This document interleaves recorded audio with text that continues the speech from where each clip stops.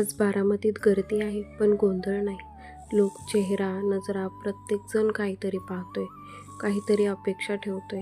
या गर्दीतून एक गोष्ट स्पष्ट होते.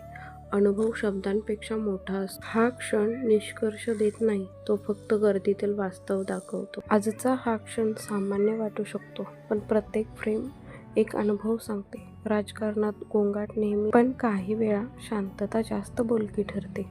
अजितदादांचा आजचा हा प्रवास कोणत्याही शब्दांशिवाय एक गोष्ट स्पष्ट करतो. नेतृत्व अनुभवातून घडतं. काही क्षण असे असतात जे शब्दात सांगता येत नाहीत. बारामतीच्या रस्त्यांवर आज लोकांची मोठी उपस्थिती आहे. चेहऱ्यावर शांतता, नजरेत भावना आणि वातावरणात एक वेगळाच भार.